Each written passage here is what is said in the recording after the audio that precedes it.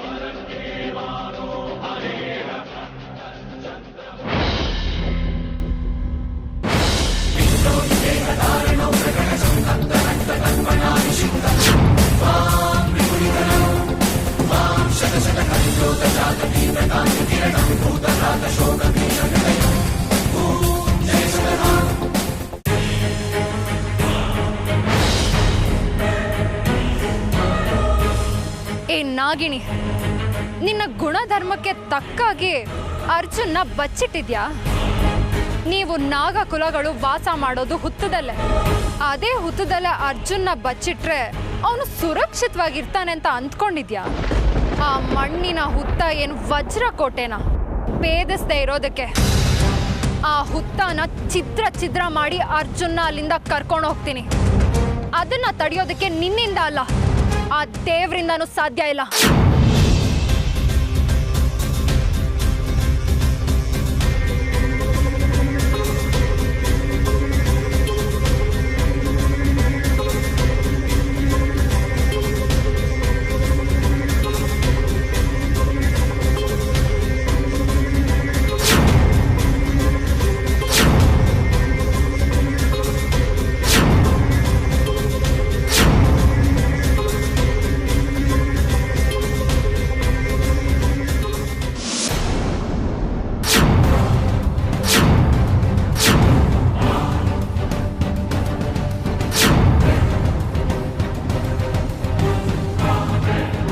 ಅರೆ, ಆ ನಾಗಿಣಿ ಅರ್ಜುನ ಇಲ್ಲೇ ಅಲ್ವಾ ಬಚ್ಚಿಟ್ಟಿದ್ದು?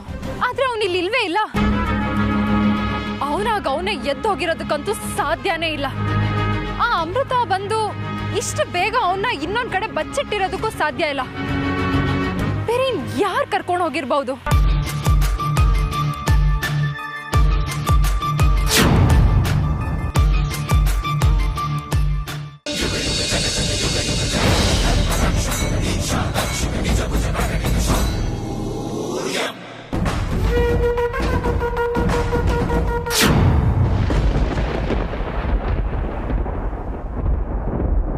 ಅರ್ಜುನ್,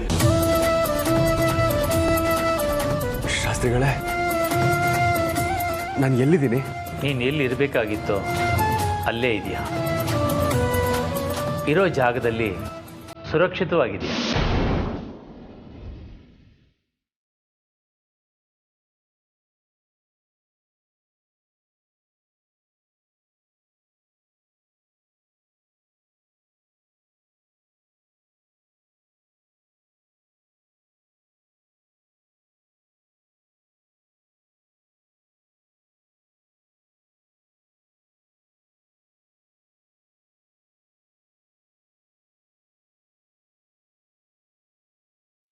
ನಾನು ಎಲ್ಲಿದ್ದೀನಿ? ನೀನು ನನ್ನ ಆಶ್ರಮದಲ್ಲಿದ್ದೀಯಾ. ಗುರುಗಳೇ, ನಾನು ಅಮೃತ ಅವ್ರ ಜೊತೆ ಯಾವುದೋ ಕಾಡಲ್ಲಿದ್ದೆ. ಇಲ್ಲಿಗೆ ಹೇಗೆ ಬಂದೆ, ಯಾಕೆ ಬಂದೆ ಅಂತ ಗೊತ್ತಾಗ್ತಾ ಇಲ್ಲ. ಯಾರ್ಯಾರು ಎಲ್ಲೆಲ್ಲಿ ಯಾವಾಗ ಇರಬೇಕು ಅಂತ ನಿರ್ಧಾರ ಮಾಡೋನು ಆ ಪರಮಾತ್ಮ. ನೀವೇನೋ ಹೇಳ್ತಾ ಇದ್ದೀರಾ, ಏನು ಹೇಳ್ತಿದ್ದೀರಾ ನನಗೆ ಅರ್ಥ ಆಗ್ತಾ ಇಲ್ಲ. ಅರ್ಜುನ್, ಎಲ್ಲವೂ ಎಲ್ರಿಗೂ ಎಲ್ಲ ಸಮಯದಲ್ಲೂ ಅರ್ಥವಾಗಬೇಕು ಅಂತಿಲ್ಲ. ಕೆಲವೊಂದು ವಿಷಯಗಳು ಕೆಲವರಿಗೆ ಕೆಲವೊಂದು ಸಂದರ್ಭದಲ್ಲಿ ಅರ್ಥವಾಗುತ್ತೆ. ಇನ್ನು ಕೆಲವು ವಿಷಯಗಳು ನಿಗೂಢಾಗೇ ಉಳಿದು ಬಿಡುತ್ತೆ. ಇದು ಆ ಭಗವಂತನ ಲೀಲೆ. ಅದನ್ನು ಮೀರಿ ಯಾರಿಗೂ ನಿಲ್ಲೋದಕ್ಕೆ ಸಾಧ್ಯ ಇಲ್ಲ. ಶಾಸ್ತ್ರಿಗಳೇ, ನೀವು ನನ್ನಿಂದ ಏನೋ ಮುಚ್ಚಿಡ್ತಾ ಇದ್ದೀರಾ ಅಂತ ನನಗೆ ಅನ್ನಿಸ್ತಾ ಇದೆ. ನಾನು ನಿನ್ನಿಂದ ಯಾವುದನ್ನು ಮುಚ್ಚಿಡ್ತಿಲ್ಲ ಅರ್ಜುನ್. ಪ್ರವಾಹ ತುಂಬಿ ಹರಿತಿರೋ ನದಿನ ದಾಟಿದರೂ ದಾಟಬಹುದು, ಆದರೆ ವಿಧಿನ ದಾಟೋಕ್ಕಾಗಲ್ಲ. ವಿಧಿ ನಿನ್ನ ಜೀವನದಲ್ಲಿ ಆಟ ಆಡ್ತಾ ಇದೆ. ಅದ್ರ ಪ್ರಕಾರನೇ ಎಲ್ಲ ನಡಿಬೇಕು. ಹಾಗೇ ನಡೀತಾ ಇದೆ. ಅದ್ರ ಬಗ್ಗೆ ನೀನು ಯೋಚನೆ ಮಾಡೋದಕ್ಕೆ ಹೋಗಬೇಡ. ಶಾಸ್ತ್ರಿಗಳೇ, ನನ್ನ ಜೊತೆ ಅಮೃತ ಅವರಿದ್ರು. ಎಲ್ಲಿದ್ದಾರೆ ಈಗ ಅವರು? ಅರ್ಜುನ್, ನೀನು ಅಮೃತ ಬಗ್ಗೆ ಭಯಪಡೋ ಅವಶ್ಯಕತೆ ಇಲ್ಲ. ಅವಳು ಸುರಕ್ಷಿತವಾಗಿದ್ದಾಳೆ. ಸುರಕ್ಷಿತವಾಗಿದ್ದಾರೆ ಸರಿ, ಆದರೆ ನಾನು ಅವ್ರನ್ನ ನೋಡಬೇಕು. ನೋಡುವಂತೆ ಅವಳು ಇಲ್ಲಿಗೆ ಬರ್ತಾಳೆ. ಈಗ ನಿನಗೆ ವಿಶ್ರಾಂತಿ ಅಗತ್ಯ ಇದೆ. ಚಂದ್ರಶೇಖರ, ಗುರುಗಳೇ, ಅರ್ಜುನ್ನಿಗೆ ವಿಶ್ರಾಂತಿ ವ್ಯವಸ್ಥೆ ಮಾಡಿ.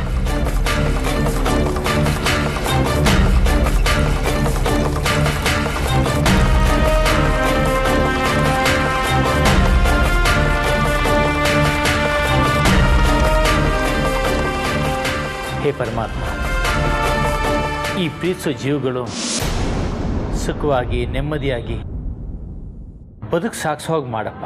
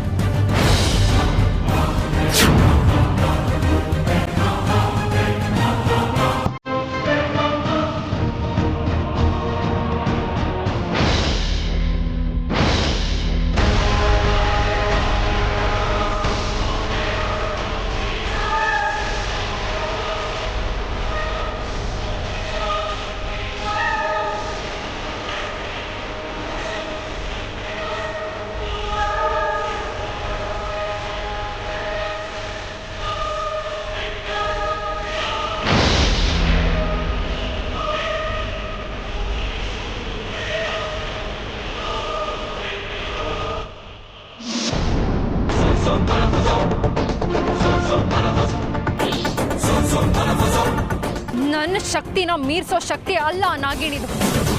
ಆದ್ರೂ ಅವಳು ಅರ್ಜುನ್ನ ಎಲ್ಲಿ ಬಚ್ಚಿಟ್ಟಿದ್ದಾಳೆ ಅನ್ನೋದು ನನಗೆ ಗೋಚರ ಆಗ್ತಾನೆ ಇಲ್ವಲ್ಲ. ಇದು ಹೇಗ್ ಸಾಧ್ಯ? ಇದು ಹೇಗ್ ಸಾಧ್ಯ? ಅರ್ಜುನ್ ಏನಾದ್ರೂ ಯಾವ್ದಾದ್ರೂ ಸಾತ್ವಿಕ ಶಕ್ತಿಯ ರಕ್ಷಣೆಯಲ್ಲಿದ್ರೆ ಮಾತ್ರ ನನಗೆ ಗೋಚರ ಆಗೋದಿಲ್ಲ.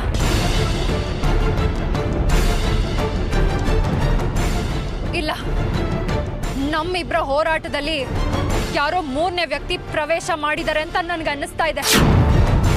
ಯಾರದು? ಯಾರದು?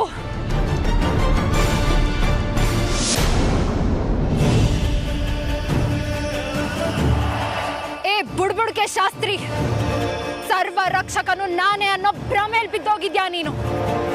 ಆದ್ರೆ ನಾನು ಊರ್ಮಿಳ, ಅಪ್ಸರ ಲೋಕದ ಅಪ್ಸರೆ. ನೀನು ಮೂಗಿಡ್ದು ಮಂತ್ರ ಹೇಳಿ ಭೂಲೋಕದ ಪುರಾಣ ದೇವರುಗಳನ್ನ ಒಲಿಸ್ಕೊಂಡಿದ್ಯಾ. ಆದ್ರೆ ನಾನು ಭೂಲೋಕದಲ್ಲಿರೋ ಗ್ರಹಗಳನ್ನು ಸುತ್ತಿ ಅದರಲ್ಲಿರೋ ಸರ್ವ ಶಕ್ತಿನ ಒಲಿಸ್ಕೊಂಡಿದ್ದೀನಿ, ಪಡ್ಕೊಂಡಿದ್ದೀನಿ. ನನ್ನ ಶಕ್ತಿ ಮುಂದೆ ನೀನು ಕ್ರಿಮಿ. ಇಲ್ಲಿವರೆಗೂ ನೀನು ಸೌಮ್ಯ ರೂಪದ ಊರ್ಮಿಳನ್ನ ಮಾತ್ರ ನೋಡಿದ್ಯಾ. ಈಗ ಕ್ರೌರ್ಯ ರೂಪದ ಊರ್ಮಿಳನ್ನ ನೋಡ್ತ್ಯಾ.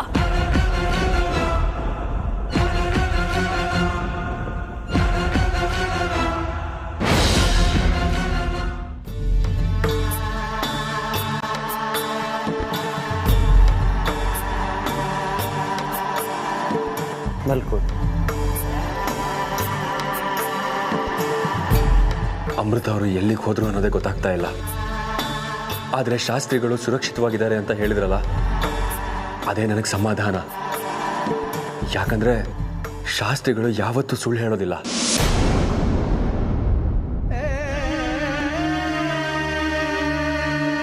ಅರ್ಜುನ, ಇನ್ನೂ ನೀನು ಅಮೃತನ ಬಗ್ಗೆನೇ ಯೋಚನೆ ಮಾಡ್ತಾ ಇದ್ದೀಯಾ? ಕಾಯೋ ಕೈಗಳ ರಕ್ಷಣೆಯಲ್ಲಿ ನೀನು ಅಮೃತ ಇದ್ದೀರಾ. ನಿಮ್ಮನ್ನು ಬೇರೆ ಬೇರೆ ಮಾಡೋದಕ್ಕೆ ಸಾಧ್ಯನೇ ಇಲ್ಲ. ಗ್ರಹಬಲ ಕಡಿಮೆ ಆದಾಗ ಇಂಥ ಅಡೆತಡೆಗಳು ಸಹಜ. ಅದಕ್ಕಿರೋದು ಒಂದೇ ಪರಿಹಾರ. ಗ್ರಹಬಲ ಕೂಡಿ ಬರೋವರೆಗೂ ತಾಳ್ಮೆಯಿಂದ ಕಾಯಲೇಬೇಕು, ಬೇರೆ ದಾರಿನೇ ಇಲ್ಲ. ಚಂದ್ರಶೇಖರ, ಗುರುಗಳೇ. ಹಾಂ, ಅರ್ಜುನಿಗೆ ಪ್ರತ್ಯೋಷ ಗಿಡದ ರಸವನ್ನು ಕೊಡಿಸು.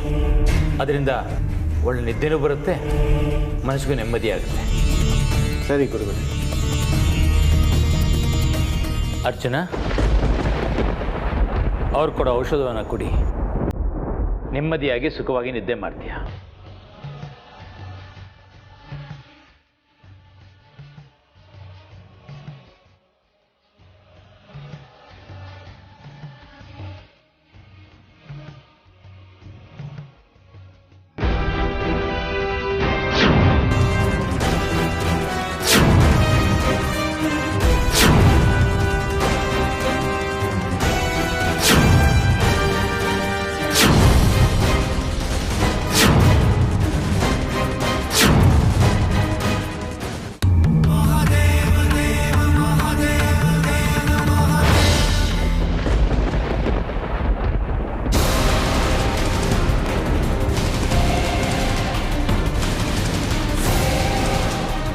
ಉರ್ಮಿಳಾ, ನೀನು ಬಂದೇ ಬರ್ತೀಯ ಅಂತ ನನಗೆ ಗೊತ್ತಿತ್ತು. ಶತ್ರುನ ಹುಡ್ಕೊಂಡು ಬರೋದು ಸಿಂಹದ ಮೂಲ ಗುಣ. ಕೆಲವು ನಾಯಿ ನರಿಗಳು ತಮ್ಮನ್ನೇ ತಾವು ಸಿಂಹ ಅಂತ ಅನ್ಕೊಂಡ್ಬಿಡ್ತಾರೆ. ಶಾಸ್ತ್ರಿ,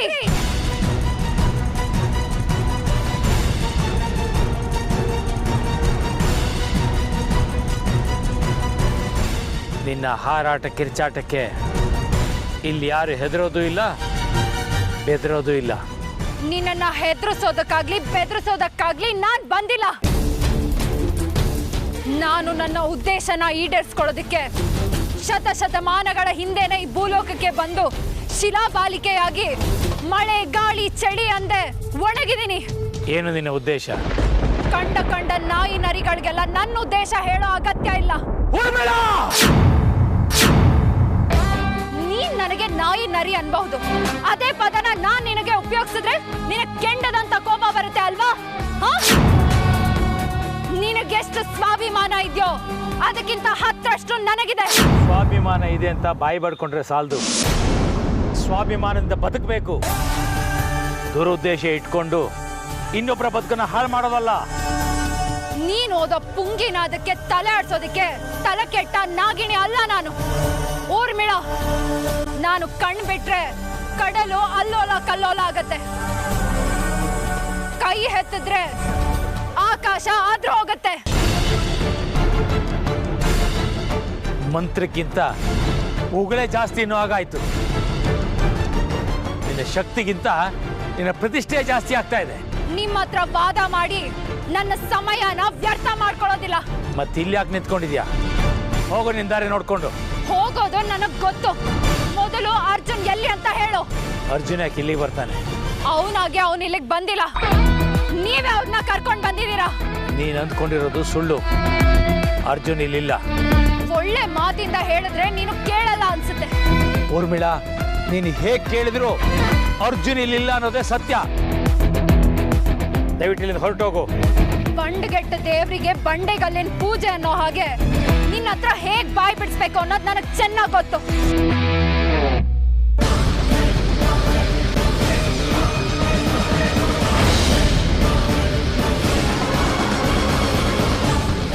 ಗುರುಗಳೇ, ನನ್ನ ಕಾಪಾಡಿ. ಗುರುಗಳೇ, ನನ್ನ ಕಾಪಾಡಿ. ಗುರುಗಳೇ, ನನ್ನ ಕಾಪಾಡಿ.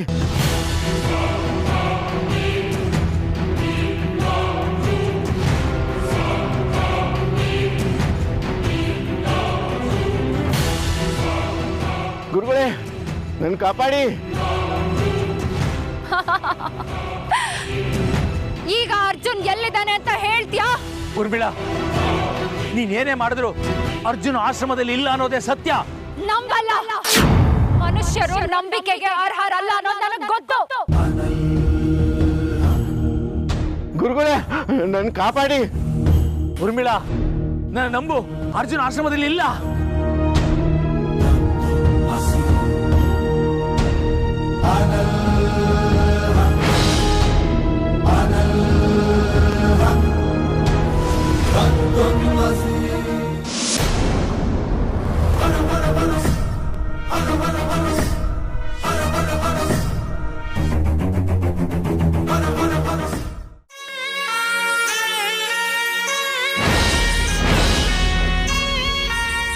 ಅರ್ಜುನ್ ಅವರೇ,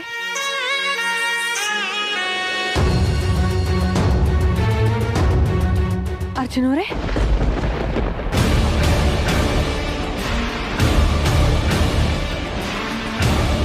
ಅರ್ಜುನ್ ಅವರೇ,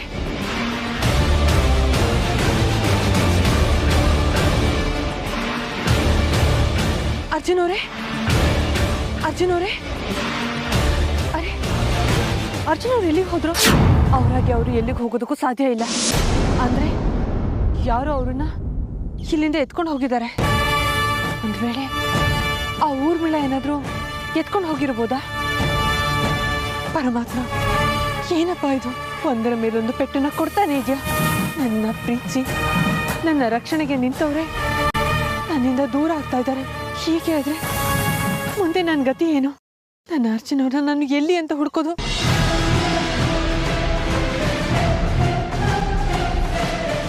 ಅರ್ಜುನ್ ಅವರೇ,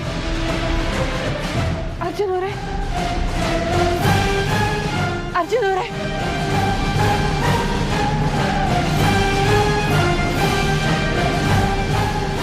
ಅರ್ಜುನ್ ಅವರೇ,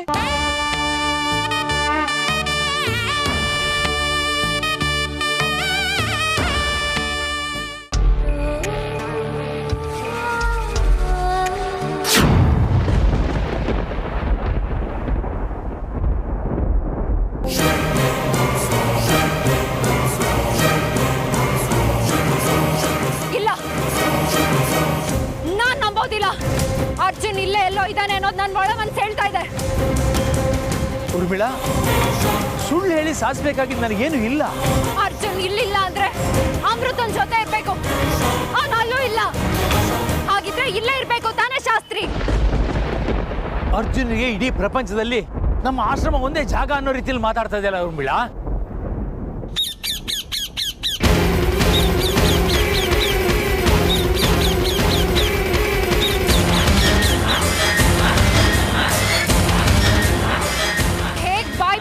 ಅಂತ ನನಗೆ ಚೆನ್ನಾಗಿ ಗೊತ್ತು. ನಿನ್ನ ಮಾತಿನ ಅರ್ಥ ಏನು? ನೀನು ನಿನ್ನ ಪ್ರಾಣಕ್ಕಿಂತ ಹೆಚ್ಚಾಗಿ ಪ್ರೀತಿಸೋ ಪ್ರಾಣ ಇಲ್ಲೊಂದಿದೆ ಅಂತ ನನಗೆ ಚೆನ್ನಾಗಿ ಗೊತ್ತು.